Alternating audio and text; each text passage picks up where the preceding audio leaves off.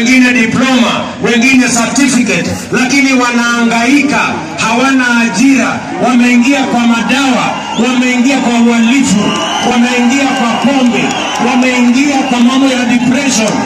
Hawa watoto wetu, they deserve better. Ninyi mnanielewa jameni? Tunaelewana?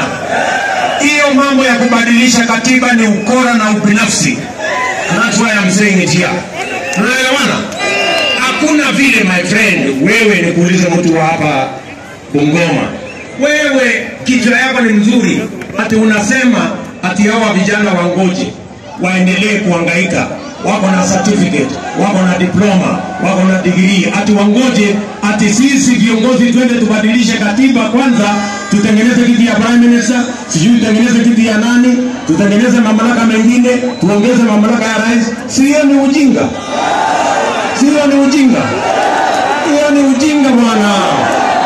Hiyo ni ujinga. Ama namna gani?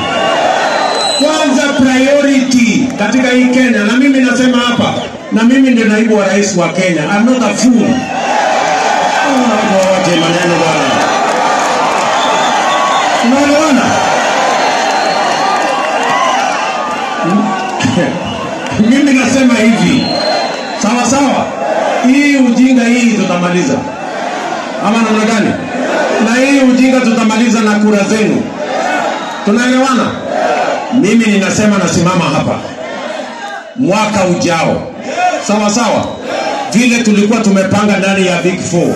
Mimi hapa naibu wa rais nimesema mwaka ujao agenda namba ya kwanza, priority number 1 ni tuweke pesa ya serikali katika miradi na mipango itakayowapatia hawa vijana wa taifa la Kenya ajira kwanza. Yes.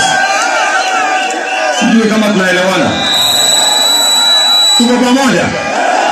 Jambo la pili, kwa sababu hii madharau lazima iishe. Ama namna gani my friends? Watu wasikue tu wanatuzungusha ati kazi ya hawa vijana ni kupiga makelele, kuwaimbia, kuwapigia makofi, ati tipi, tialala. Hapana, no. Hapana. Hiyo ni upuzi bwana. No way. Sijui kama tunaelewana. Tuko pamoja?